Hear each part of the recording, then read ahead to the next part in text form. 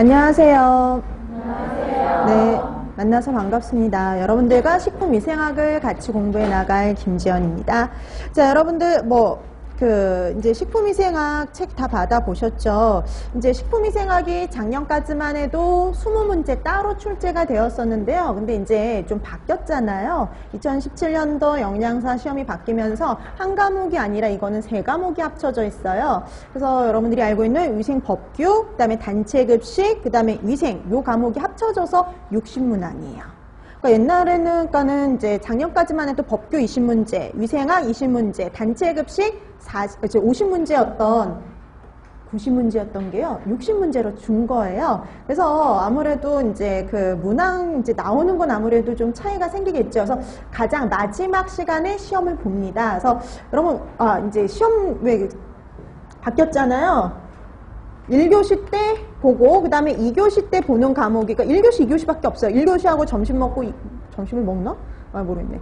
1교시하고, 그 다음에 이제 2교시 이제 바로 시험을 보는데요. 2교시 때 보는 게 식품학하고 조리원리, 식품학 및 조리원리, 40문항하고요. 그 다음에 이제 급식, 그 다음에 법규, 위생 해가지고 60문항. 그래서 100문제를 시험을 보는데 시간은 85분이에요. 네, 85분 주고 그다음에 이제 100문항을 이렇게 보는데 급식하고 법규하고 위생이 60문항으로 되어 있어요. 지금 그 비율은 얘기를 안 해줬기 때문에 이게 어떤 비율로 나올지는 알 수가 없는 거죠. 그래서 하여튼 그래서 얘는 급식, 법규, 위생에서 60문항. 그러니까 그다음에 식품학 및 조리원리 같은 경우 작년까지만 해도 50문항이었어요. 근데 이게 40문항으로 준 거죠. 이것도 마찬가지로. 자, 이렇게 줄고 얘도 합쳐서 60이라고. 작년까지만 해도 90점 만점이었지만 얘네들은 지금 60점 만점으로 바뀌었어요. 그래서 아무래도 이제 작년보다 나오는 문항수는 적어질 겁니다. 얘도 10문제에서 15문제 사이 정도 나오겠죠.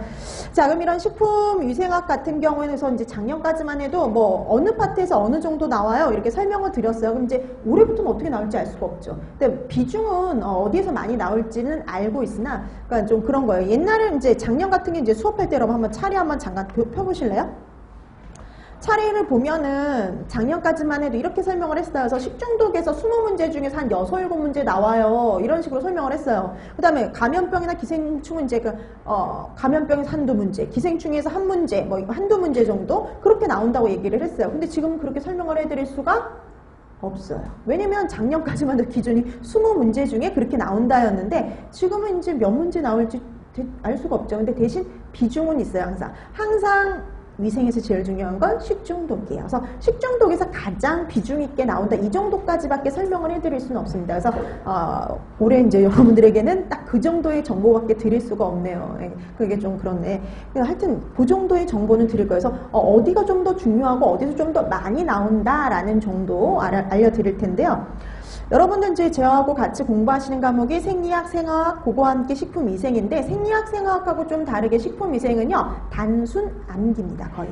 단순 암기예요. 거의가 대다수가 단순 암기인 경우가 많은데 그러니까 누가 얼마나 효율적으로 잘 암기를 하느냐, 정말 중요한 내용을 꼭 보느냐, 그거에 따라서 점수가 달라질 수 있어요. 그 다음에 또 그렇게 어려운 과목이 아니기 때문에 여러분들이 조금만 노력을 하시면 좋은 점수를 또 획득하실 수 있는 게 식품위생이라고 생각하시면 될 것 같습니다. 자, 그래서 이 식품위생도 마찬가지로 생리학하고 똑같이 수업이 진행이 되어서 여러분들이 열심히 수업 시간에 이론 내용을 열심히 들어주시고 중간중간에 대답도 하면서 머릿속에 기억을 하시고요. 그 다음에 이제 그 이론을 바탕으로 해서 그날 바로 문제를 또 풀어보죠. 우리가 문제를 풀면서 뭐가 중요한지, 어떤 형태로 시험 문제가 나오는지를 한번 점검을 해보고요. 그 다음에 이제 여러분 집에 가셔서 복습을 하셔야죠. 그러면 식품위생이나 그러니까 이것도 마찬가지, 모든 과목이 다 그래요. 그래서 나중에 밀리게 되면은요, 분량이 정말 많아요. 여러분 8과목이에요, 총. 그 과목들을 다 공부하려면은 나중에 가서 한꺼번에 다 공부하려면 분량이 너무 많거든요. 그래서 조금씩 공부해 나가시면 그게 훨씬 더 여러분들에게 도움이 되니까요. 항상 그날 했던 내용은 집에 가서 복습을 하시고요. 네, 그 복습에서 끝나는 게 아니죠. 그 다음 주에 오시면은 지난주에 했던 내용들을 문제 프린트로 나눠 드릴 겁니다. 그럼 여러분들이 문제를 푸시면서 다시 한번 복습할 기회를 드릴 거니까요. 여러분들이 수업을 잘 활용하셨으면 좋겠어요. 자, 그럼 이제 오늘 첫 시간 식품위생 시작을 하는데 우리가 항상 제일 먼저 하는 건 뭐냐면은요. 개념 잡기다라고 생각을 하시면 돼요. 개념 잡기. 그래서 항상 개념 잡기부터 시작을 합니다. 그래서 여러분 책 이론서 1페이지 한번 보실래요? 1페이지.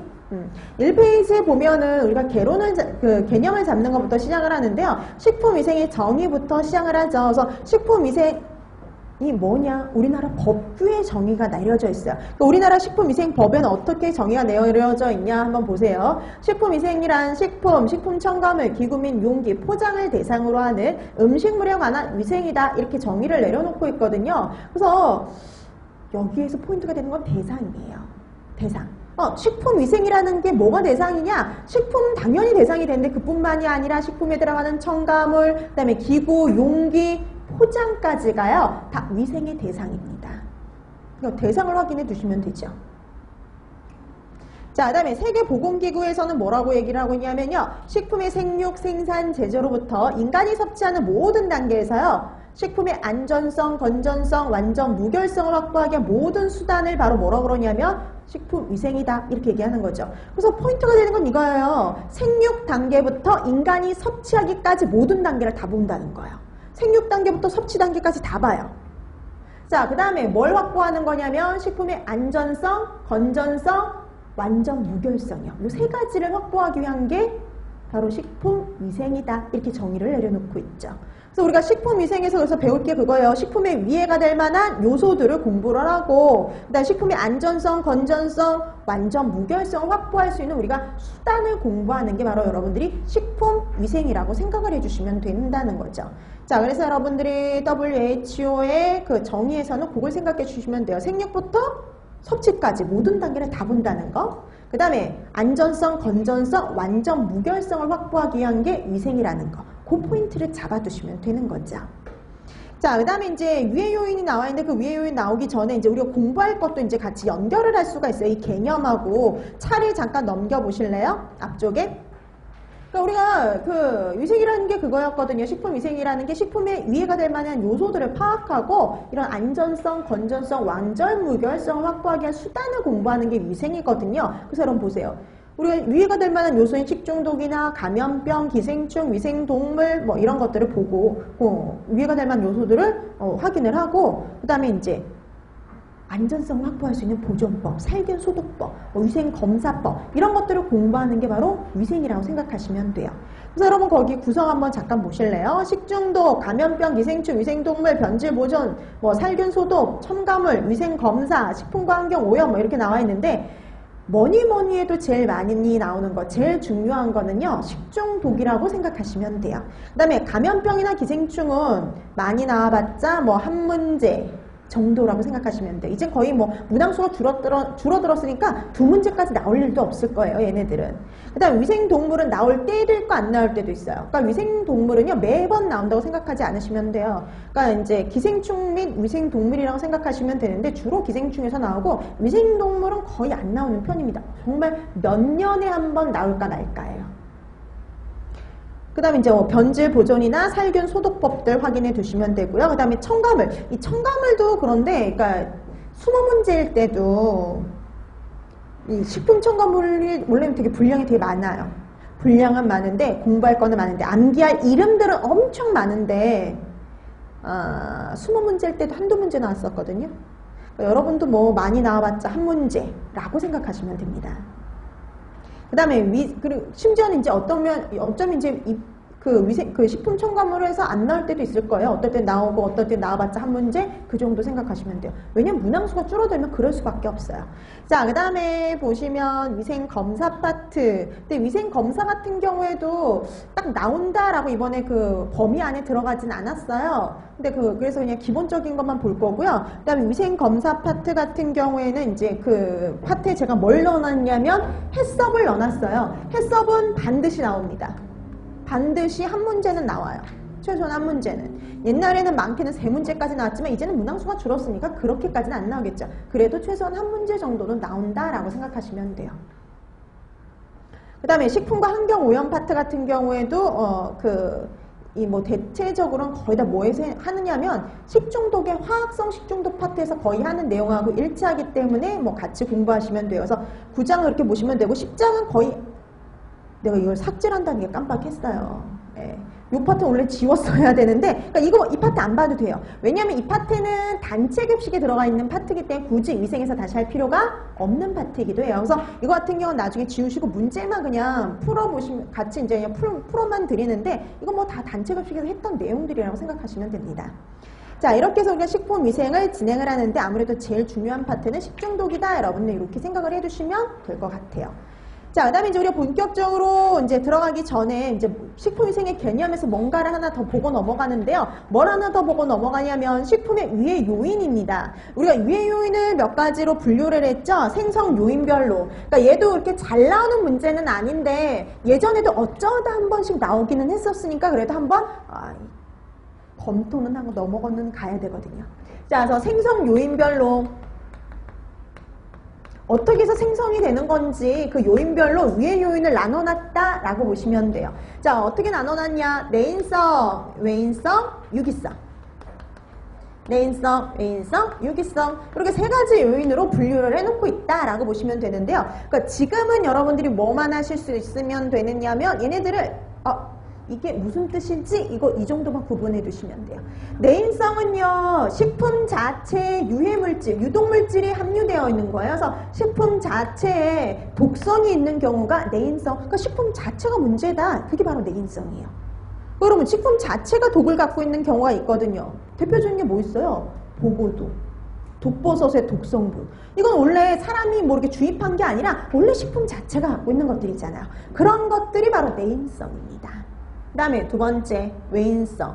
이거는 식품 자체에 들어있는 게 아니라 외부로부터 온 거예요. 그래서 외부로부터 혼입되거나 유입되거나 오염된 것이 바로 외인성입니다. 그래서 대다수가 여기에 들어간다라고 보시면 돼요. 대다수가 여기에요. 그러니까 우리가 뭐 세균이라든지 바이러스, 곰팡이, 그 다음에 뭐 기생충, 화학 물질들 이런 애들 있죠.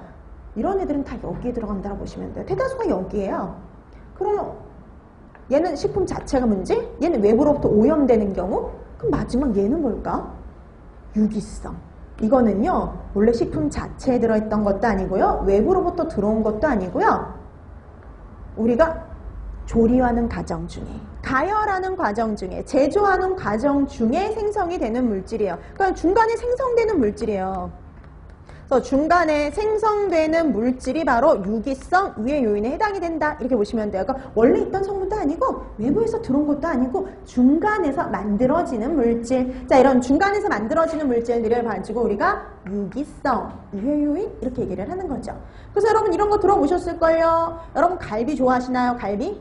갈비를 우리가 그냥 갈비찜으로 해 먹어도 맛있지만 갈비 어떻게 먹어도 또 맛있어요? 구워 먹으면 맛있죠. 네. 이제 우리가 구이를 해 먹으면 훨씬 맛있어요. 숯에다가, 그쵸? 숯불갈비 맛있어요. 근데 문제는 숯불갈비를 굽다 보면 금방 어때요? 타요. 근데 여러분, 이 탄 음식 먹으면 뭐에 걸린다 그래요? 암에 걸린다 그러죠. 그럼 원래부터 갈비에 들어있는 발암성 물질이 원래부터 들어있던 게 아니라 갈비가 뭐 했을 때 만들어지는 거예요? 탔을 때 이렇게 만들어지는 거거든요. 그러니까 원래부터 있던 게 아니라 이렇게 중간에 조리하는 과정 중에 생기는 거거든요. 그런 게 바로 유기성 유해 요인 이렇게 구분하시면 돼요. 자, 지금은 이렇게 구분 정도만 하시면 돼요. 이 단어가 무슨 뜻이지? 그 정도만 알고 가시면 돼요. 왜냐하면 우리가 식중독을 다 끝내고 난 다음에요. 우리 식중독에서 배웠던 애들을 내인성, 외인성, 유기성으로 구분하실 수 있으면 되는 거거든요. 그래서 지금은 이 단어의 뜻들만 알아두시면 돼요. 그래서 식품 자체에 유해 성분이 들어있다. 그럼 이거는 내인성. 외부로부터 들어왔다 그러면 당연히 외인성. 그렇죠? 그 다음에 중간에 만들어지면 뭐라 그래요? 유기성. 그렇죠? 지금 현재는 딱 그 정도만 알아두시면 되는 거죠. 자, 그럼 이제 우리가 본격적으로 식중독을 들어가야 되는데 여기가 이제 시험 문제 많이 나오는 만큼요 공부할 내용이 어마어마하게 좀 많아요. 가도 끝이 없어요. 네, 제일 많아요. 이것만 넘어가면요 나머지는 내용들이 훨씬 더 간단해진다라고 보시면 돼요. 그래서 이게 26페이지까지가 다 식중독 얘기예요. 네, 이론의 거의 3분의 1 정도를 차지할 만큼 그만큼 내용이 많아요. 그러니까 그만큼 또 시험 문제 많이 출제가 되는 거죠. 항상 이렇게 생각하시면 돼요. 문제가 만약에 15문제가 출제가 된다. 그러면 3분의 1은 여기서 나온다라고 보시면 돼요. 네, 여기에서 출제가 된다라고 생각하시면 됩니다. 그러니까 얘 빼고 나머지는 이제 한 문제씩 이렇게 생각하시면 되는 거예요. 거의 그 정도일 거예요.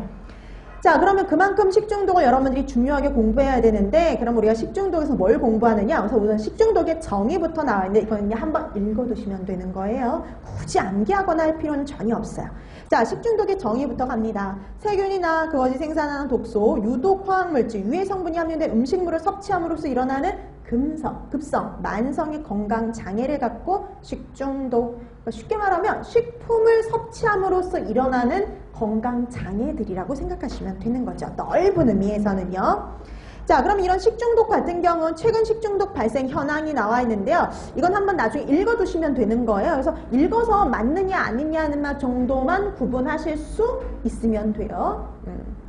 자, 얘도 예전에 딱 한 번 시험 문제 나온 적이 있거든요. 그래서 읽어두면 돼요, 이거 같은 경우는. 자, 그럼 첫 번째 특징이 뭐냐면은요, 요즘에 이렇게 그 식중독이 어디서 발생했다 이러면 뉴스에 나오죠. 뉴스에 나오는 거 보면 다 어디만 나오냐면 학교급식소가 제일 잘 나오고요. 그 다음에 아픈 사람 얘기가 나오면 보통 수십 명이에요. 그래서 예전하고 사건이 좀 달라진 게 뭐냐면 대형화됐다는 거예요.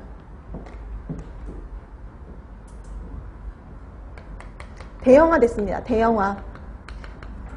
식중독 사고가요, 대형화되었어요. 대형화됐다는 건 식중독 한 건당 발생 환자 수가 많다라는 의미예요. 환자 수가 많다.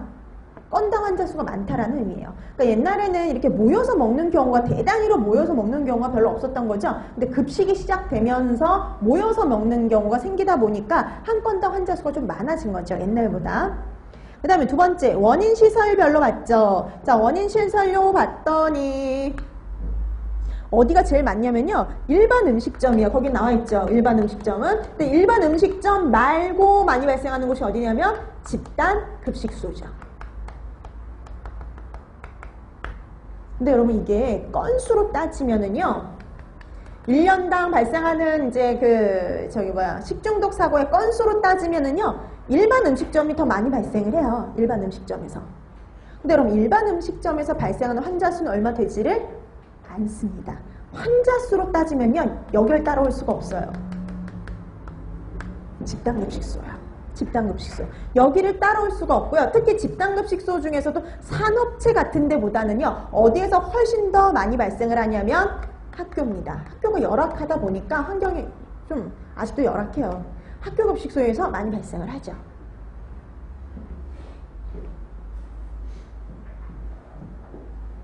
자, 그 다음에 월별로 볼게요. 자, 월별로 봤을 땐 언제 많이 발생하느냐? 그럼 우리나라 계절상으로 한번 생각해 보세요. 봄, 여름, 가을, 겨울 중에 언제 식중독이 많이 발생할 것 같아요? 여름철에. 그래서 5월에서 9월 사이에 많이 발생을 해요. 5월에서 9월 사이에.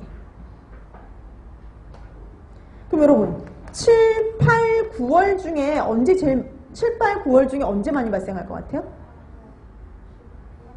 7, 8월에 덥죠? 아니요. 8월에는 좀 떨어져요. 학교들이 방학을 하거든요. 방학을 하기 때문에 떨어졌다가 9월 되면 다시 그 환자 수가 올라갑니다. 왜요? 학교하고 비슷하게 가는 거예요. 학교가 방학을 하면 좀 그 식중독 사고가 줄어들었다가요. 그 다음에 개학하고 나서 많이 발생을 해요. 너무 안심하거든요. 개학하고 나서 제대로 준비 안 된 상태에서 이제 급식을 시작을 하면 이제 식중독 사고가 이제 9월에 또 많이 발생하죠. 그래서 우리나라에서 많이 발생하는 게 6월과 9월이에요. 오히려 6월과 9월. 알고 보면. 자, 그래서 이렇게 5월과 9월 사이에 좀 많이 발생하더라. 이렇게 보시면 되는 거죠. 자, 그 다음에 네 번째, 원인 물질별로 봤어요. 그러니까 우리가 원인 물질별, 거기 밑에 보세요. 세균성, 화학성, 자연독, 곰팡이독 이렇게 분류를 했을 때 제일 많이 발생하는 건 뭐냐면 세균성입니다. 자, 이렇게 분류를 했을 때, 크게 분류를 했을 때 가장 많이 발생하는 건 세균성 식중독이다. 이렇게 보시면 돼요. 세균성 식중독.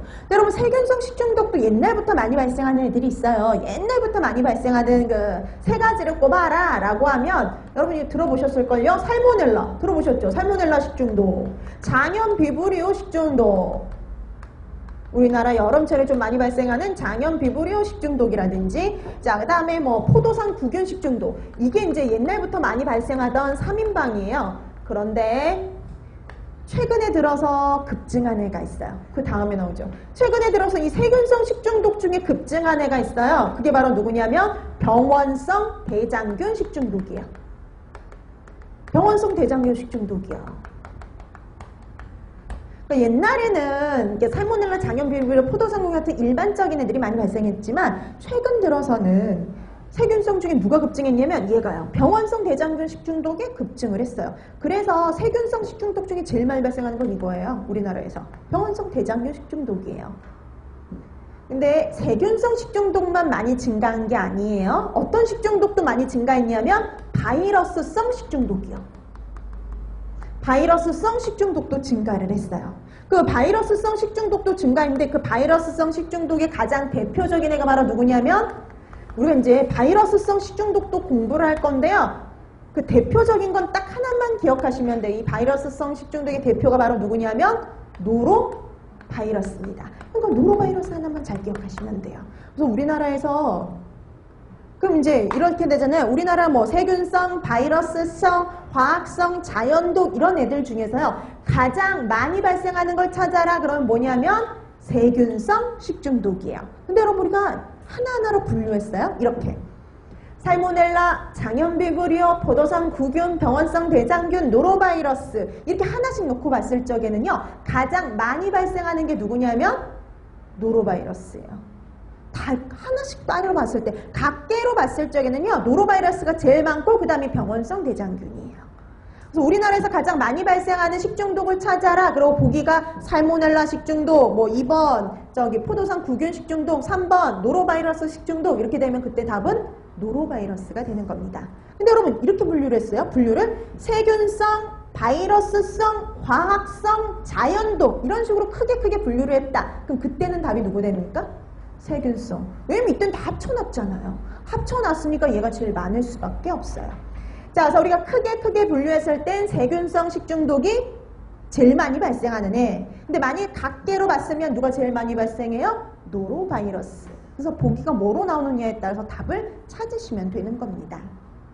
자, 그 다음에 5번째 원인식품별이죠. 우리나라 그러면 주 원인식품이 뭐냐? 웬만한 데는 빠지지 않는 애들이 있어요. 육류요, 육류. 근데 육류는 거기 나와 있죠. 그럼 어패류가 빠졌죠. 어패류 및 그 가공품. 그러니까 우리나라 웬만한 데는 다 끼는 애들이 육류와 어패류예요. 그 다음에 이제 복합조리식품이요. 그럼 복합조리식품은 이렇게 가장 대표적인 김밥 같은 애가 바로 복합조리식품이에요. 김밥. 그런 김밥 같은 복합조리식품. 우리나라에서는 보통 이런 식품에서 많이 발생을 합니다. 그래서 이 파트 같은 경우 읽어두시면 돼요. 읽어서 나중에 이게 맞는 문장인지 아닌 문장인지를 여러분들이 구별하실 수 있으면 되는 겁니다. 자, 그다음에 이제 오늘 이제 이 식중독을 들어가는데 들어가기 전에 뭐부터 나오느냐? 분류부터 나오죠. 우리가 식중독을 분류할 수 있는데요. 이 분류를 보면 이제 우리가 식중독을 무엇을 공부를 하는지, 어떤 것들을 공부하는지를 알 수가 있어요. 자, 식중독의 분류를 보니까 원인 물질별로 분류를 해놨거든요. 원인에 따라서. 자, 제일 먼저 뭐가 있냐면 세균성 식중독이 있고요. 그 다음에 뭐가 있느냐면 바이러스성 식중독이 있고, 그리고 화학성, 그리고 자연독, 그 다음에 곰팡이독 이런 식으로 나눠져요. 근데 자연독, 곰팡이독은 그냥 합쳐서 그냥 자연독이라고도 하기도 합니다. 근데 뭐 좀 더 구체적으로 이렇게 나눌 수가 있어요. 자, 그럼 세균성부터 보면은요. 세균성은 다시 감염형과 독소형으로 나눠져요. 가장 고전적인 분류는 감염형과 독소형으로 분류가 되는 거예요. 그럼 감염형이 뭔고 독소형이 뭔지를 여러분들이 구별하셔야 되는데 이건 중요한 건 아니지만 가장 기본이 되는 거예요. 그래서 오늘은 첫 시간이니까요. 가장 기본이 되는 걸 여러분들한테 많이 설명을 드릴 거예요. 근데 이런 기본이 되는 건 딱 첫 시간에 한 번밖에 설명을 드리지 않으니까 여러분들이 잘 구별해 두셔야 됩니다. 자, 감염형 하면은요. 말 그대로 균에 감염됐다 이렇게 생각하시면 돼요. 균에 감염됐어요. 그러니까 균을 먹어서 발생하는 게 감염형 식중독 이렇게 생각하시면 됩니다. 자, 그래서 감염형이라는 거는요. 식품 중에 증식한 다량의 균을 섭취했을 때 발생을 해요.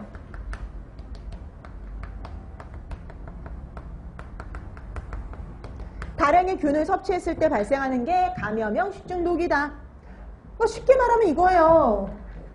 균을 먹어서, 여러분들이 식품과 함께 균을 먹어서 발생하는 건 감염형 식중독. 그러니까 지금 이건 써두긴 하지만 뭐 이걸 굳이 암기할 필요는 없고 그냥 이해를 해두면 돼요. 그래서 감염형이다. 아, 균을 먹어서 발생하는 거, 균을 먹어서 균에 감염되는 거 이렇게 생각하시면 돼요. 그래서 균을 먹어서 발생하는 것은 감염형 식중독이다. 이렇게 보시면 돼요. 그럼 여러분 이 감염형 식중독에 누가 있는지 아셔야 되거든요. 자, 감염형 식중독 거기 책에 나와 있는 거 보세요. 자, 살모넬라, 장염비브리오, 병원성 대장균, 캠필로박터, 그 다음에 아리조나, 여시니아 뭐 이런 애들이요. 하나 빠졌네. 리스테리아까지요. 리스테리아. 자, 그래서 리스테리아까지 바로 감염형 식중독이에요. 감염형 식중독의 종류가 되게 어때요? 많아요. 그렇죠? 좀 많아요. 자, 그 다음에 독소용 식중독 하면은요, 말 그대로 생각하시면 돼요. 이번에는 독소를 먹어서 발생하는 애. 이렇게 쉽게 말하면 그거예요. 독소를 먹어서 발생하는 건 독소용 식중독입니다. 그래서 얘는 균을 먹어서 발생하는 게 아니에요. 그래서 식품 중 균의 증식 시 생성한 독소를 섭취함으로써 발생하는 거 독소용 식중독이에요. 그러니까 얘는 균을 먹어서 발생하는 게 아니라 얘는 균 먹었다고 해서 식중독이 일어나지 않아요. 근데 균이 만들어낸 독소를 섭취해서 발생하는 게 독소용 식중독이다. 이렇게 보시면 돼요. 그래서 균을 먹어서 발생하는 건 감염형, 독소를 먹어서 발생하는 건 독소용 이렇게 구분하시면 되죠. 그럼 독소용 식중독의 대표가 되는 게 누구냐? 포도상 구균, 보툴리누스 이런 애들이라 보시면 돼요. 자, 그래서 독소용의 대표가 되는 거 포도상구균, 보툴리누스, 세레우스 뭐 이런 애들이 대표다 이렇게 보시면 돼요. 그거 빼고 대다수는 뭐라고 생각하시면 돼요? 감염형 이렇게 생각하시면 돼요. 걔 빼고 대다수는 감염형이다 이렇게 생각하시면 됩니다. 그러니까 여러분 감염형하고 독소용 분류하셔야 되거든요. 그러니까 옛날에도 이렇게 분류 문제가 나와요. 이렇게 분류를 할 수 있는 애들은 분류 문제가 나와요. 그래서 다음 중 감염형이 아닌 것은 다음 중 독소용 식중독을 찾으세요. 이런 분류 문제가 나오거든요. 그렇기 때문에 여러분들이 기본적인 분류는 꼭 하셔야 돼요. 얘가 감염형인지 독소용인지 이 분류는 하실 수 있어야 돼요. 근데 여러분 감염형이 너무 많잖아요. 그럼 독소용을 확실히 알아두시면 되죠. 독소용의 대표가 되는 세 가지만 잘 알아두시면 돼요. 뭐가 있냐면 포도상구균, 보툴리누스, 세레우스. 그렇죠. 그렇게 세 개의 이름을 기억하시면 돼요. 자, 근데 여기서 끝나는 줄 알았는데 뭔가가 하나 더 있어요. 중간형이라고요. 중간형. 중간형이 뭐지? 이 중간형은 말 그대로요. 딱 중간이에요. 감염형과 독소형의 성격을 모두 갖고 있는 애. 이렇게 생각을 하시면 돼요. 자, 얘는 어떤 거냐면 우선 균을 섭취한 다음에요. 균을 먹었어요. 균을 먹었다는 소리는 감염형의 특징을 갖고 있는 거죠. 근데 이게 균을 먹었다고 해서만 발생하는 게 아니라 우리 체내에 들어와서 균 증식 시, 아포 형성 시 독소를 만들어내요. 독소가 생성이 되고 이 독소에 의해서 발증이 일어나는 애가 있습니다. 식중독이 일어나는 애가 있어요. 그러니까 균을 먹는다고 해서 식중독이 일어나는 게 아니라 균을 먹은 다음에 우리 체내에 들어서 독소를 만들어야지만 식중독이 일어나는 애들이 있어요. 그게 바로 뭐냐면 중간형입니다. 그러니까 감염형의 특징도 갖고 있고 독소를 만들어내는 독소형의 특징을 모두 갖고 있는 애. 그게 바로 중간형 이렇게 보시면 돼요. 근데 여러분 얘도 독소를 만들긴 만들죠. 독소를 만들긴 만드는데 독소를 만드는 위치가 좀 달라요. 독소형은요, 그냥 우리가 알고 있는 독소형은 식품 중에서 독소를 만드는 거죠. 근데 얘는 식품 중에서 만드는 게 아니라 우리 몸에 들어와서 체내에서 독소를 만드는 거죠. 그래서 일명 얘는 뭐라고도 하느냐? 생체내 독소형. 우리 체내에 들어와서 독소를 만든다라고 해서 생체내 독소형이다 이렇게 말하기도 해요. 우리 체내에 들어와서 독소를 만든다고요. 이거의 가장 대표적인 예가 바로 누구냐면 웰치균 식중독이에요. 웰치균 식중독. 우리 책에는 이렇게 나와 있는데 클로스트리디움 퍼프리젠스균 식중독이요. 그러니까 옛날에는 이제 그냥 쉽게 그냥 웰치균 식중독 이랬단 말이죠. 근데 웰치균의 이름이요 퍼프리젠스로 이름이 바뀐 겁니다. 그래서 지금도 그냥 웰치균 식중독 내지는 퍼프리젠스균 식중독 같이 사용을 하고 있어요. 그래서 웰치 내지는 퍼프리젠스 이렇게 보시면 돼요. 자, 이렇게 해서 여러분들이 분류하시면 되는데 그러면 여러분 보세요. 독소형 3개, 중간형 하나 알아두시면 나머지는 다 뭐라고 보면 돼요? 감염형 이렇게 생각을 하시면 되는 거예요. 분류의 기본이거든요. 그래서 적은 애들을 먼저 기억하면 나머지들은 다 제일 많은 애 이렇게 생각하시면 돼요. 자, 그래서 여러분 식품 중에는 독소를 먹어서 발생하는 독소형 식중독이다. 그럼 딱 3개 잘 기억하시면 되죠. 뭐뭐 있었냐면 포도상구균, 보툴리누스, 세레우스. 그 다음에 중간형 감염형과 독소형 승격 모두 갖고 있는 애도 있죠. 모두 갖고 있는 애 딱 하나 뭐 잘 기억해 두시면 돼요? 웰치. 그쵸? 그거 빼고 나머지는 다 뭐예요? 감염형이다. 이렇게 생각하시면 되는 겁니다. 자, 이렇게 해서 여러분들이 분류를 좀 해두시면 되겠고요. 그 다음에 여러분 거기에는 안 나왔지만 바이러스성 식중독도 있어요. 근데 원래 바이러스성 식중독도 종류가 몇 가지 되지만은요. 우리는 제일 많이 발생하는 딱 하나만 기억하시면 돼요. 여러분 바이러스성 식중독의 대다수를 차지하고 있는 건 누구냐면 노로. 아까도 했던 노로바이러스예요. 그래서 우리가 바이러스성 식중독에서는 노로바이러스 하나만 잘 기억해 두시면 되는 겁니다. 자, 그다음에 화학성 식중독 같은 경우는 이렇게 생각하시면 돼요. 화학 물질에 의해서 발생하는 건 다 화학성 식중독이에요. 그래서 뭐 유해 중금속이라든지 유해 농약이라든지 유해 첨가물이라든지 그다음에 최근에 일본에 있었던 방사능 피폭에 의한 방사능 물질이라든지 그다음에 뭐 우리가 중간에 만들어지는 물질 그다음에 기구나 용기나 포장에서 용출되는 유해 물질들 이런 게 다 여기에 들어가요. 그래서 화학 물질과 관련된 건 다 화학성에서 공부하는데 여기에서 암기할 게 제일 많아요. 이름이 정말 많이 나오거든요. 그래서 여러분들이 그 이름에 익숙해져야 돼요. 근데 또 그 애를 안 볼 수가 없는 게 요즘에 문제가 되는 유해물질 많은 거 아시죠? 그러다 보니까 옛날에는 화학성 식중독에서 그렇게 문제가 많이 나오는 편이 아니었는데 요즘에 들어서 화학성 식중독 문제가 좀 더 강화가 됐어요. 뭐 되게 다양한 애들이 나옵니다. 자, 그 다음에 자연독이 나오죠. 여러분 자연독이라는 건 식품 자체에 함유된 독소를 말해요. 자, 이런 자연독에는 크게 두 가지로 나눠요. 식물성과 그쵸, 또 분류가 되네요. 동물성. 이게 분류가 된다는 소리는 또 이게 분류 문제가 나와요. 다음성 식물성 자연독이 아닌 것은 이런 식으로요. 자, 그래서 식물성과 동물성을 나누면 되는데 여러분 이게 쉬워요. 어떤 식품에 들어있느냐에 따라서 식물성, 동물성이 나눠지는 거예요. 독버섯에 들어있으면 그건 당연히 뭘까요? 그렇죠. 식물성. 그렇게 나눠진다는 거예요. 그럼 보고독은 어디에 해당이 돼요? 그렇죠. 동물성. 그렇게 해당이 돼요. 자, 그래서 여러분들이 식품에 따라서 분류가 되는 거니까 식물성과 동물성 구분하는 거 어렵지 않죠. 근데 뭐 식물성 자연독은 여러분들이 알고 있는 뭐 독버섯도 있을 것이고 그 다음에 또 뭐 감자에 싹에 난 데 있는 솔라닌도 있고 뭐 이런 것들이죠. 그 다음에 여러분 동물성 자연독 말이에요. 여러분 동물성 식품 많잖아요. 육류부터 시작해서 소고기, 돼지고기, 양고기 그 다음에 또 동물성 식품의 또 대표가 되는 거 어패류들. 그러면 여러분 원래부터 육류, 소고기, 돼지고기, 양고기 이런데 원래부터 자체에 독성이 있다는 소리 들어보셨어요? 못 들어봤죠?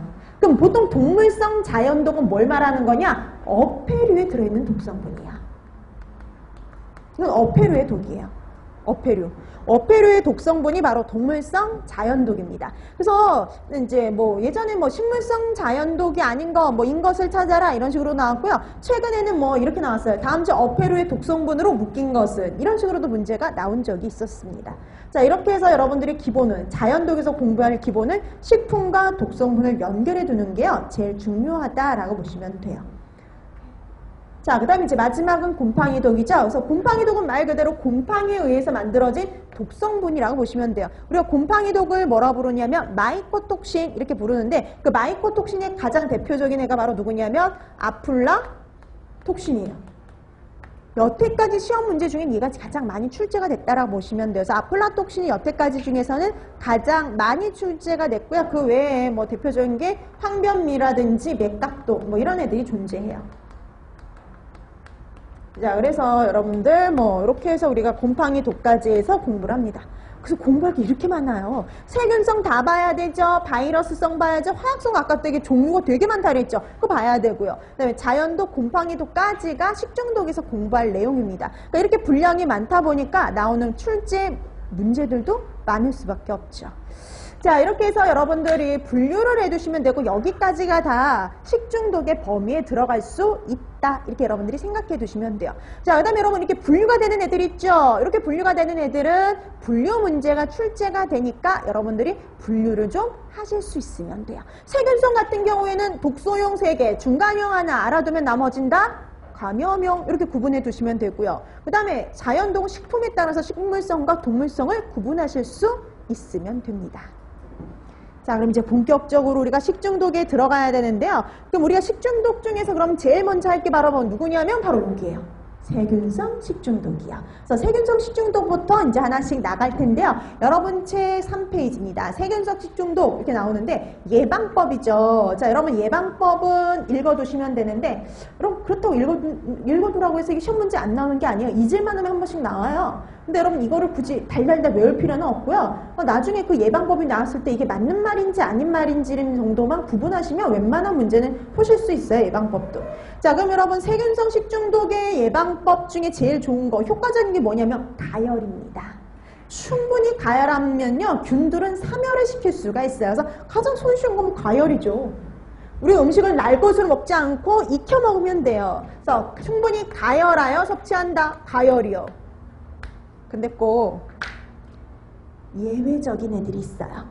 가열에 의해서 완벽한 예방을 할 수 없는 애가 있습니다. 자, 그럼 가열에 의해서 예방이 안 되는 애, 제외되는 애가 누구냐? 포도상 구균식중독이에요. 포도상 구균식중독. 그럼 여러분 이거 기억나세요? 포도상 구균식중독은 감염형과 독소용 중 어디에 해당이 됐어요? 독소요. 그쵸? 독소를 먹어서 섭취하는 거거든요. 얘는 균 자체는 뭐 아무리 먹어도 포도상 구균은요 아무리 먹어도 식중독은 안 일어나요. 근데 구균이 만든 독소에 의해서 발생을 하는데 이 포도상 구균의 독소가요 얼마나 내열성이 강하냐면 얘를 없애려면 220에서 250도씨로 가열해야지만 이 정도 가열해야지만 파괴가 돼요. 그럼 여러분 우리가 집에서 조리할 때 220에서 250도씨로 가열할 수 있어요? 없어요? 없어요. 그쵸? 자, 그래서 여러분 가열에 의해서 완벽한 예방을 할 수 없는 식중독을 찾아라. 그럼 누구 찾으란 소리예요? 포도상구균. 그쵸? 그렇게 되는 거예요. 그래서 이렇게 예외적인 애들을 좀 알아두시면 좋죠. 자, 그 다음에 두 번째 가열해서 섭취하면 되고요. 그 다음에 우리가 가열을 조리를 한다면요 보통 즉시 섭취하는 게 가장 좋아요. 근데 즉시 섭취하지 못할 경우 우리가 무슨 보관할까요? 냉장. 그렇죠? 냉장 보관을 해주면 돼요. 냉장이나 열장 보관을 해주면 됩니다. 근데 여러분 우리가 보통 냉장 보관을 하면 예방이 가능하거든요. 근데 이것도요 제외되는 애가 있어요. 냉장 보관에 의해서 완벽한 예방을 할 수 없는 애들이 존재합니다. 그러니까 여러분 완벽한 예방을 할 수 없어요. 냉장 보관을 해도요. 냉장고에 보관해도요. 균이 증식하는 애들이 있어요. 그게 누가 있느냐 하면 두 가지가 있습니다. 여시니아와 리스테리아.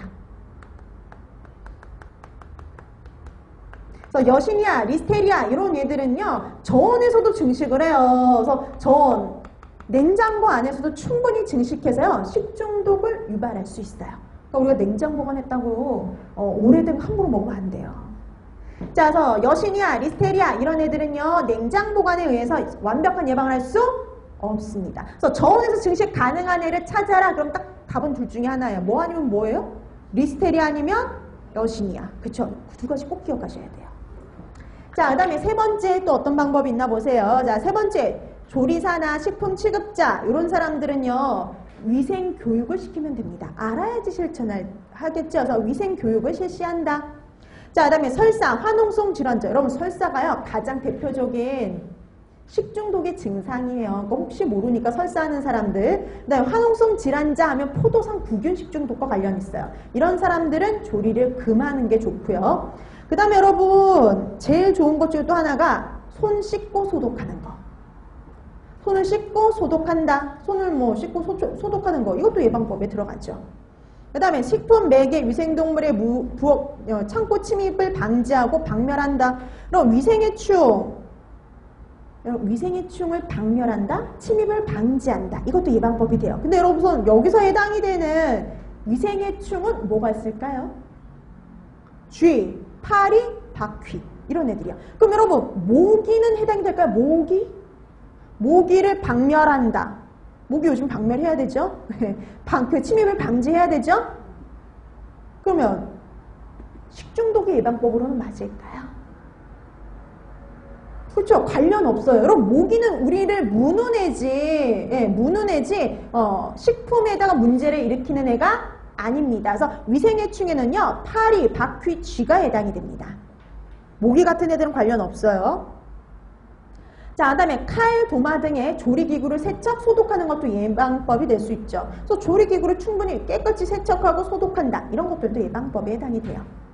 그럼 여러분 이건 예방법에 해당이 될 수 있을까요? 식중독을 예방하기 위해서 예방접종을 받는다. 이건 맞는 문장일까요? 틀린 문장일까요?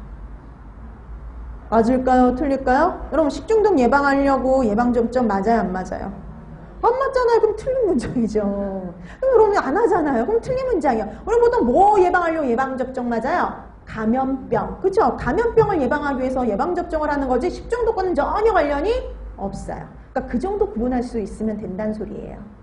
자, 그래서 예방법은 매번 나오는 문제가 아니라 어쩌다 한번 문제가 나오긴 합니다. 그렇기 때문에 문장을 보고 이게 맞는 문장인지 틀린 문장인지 그 정도만 구별하실 수 있으면 되는 거예요.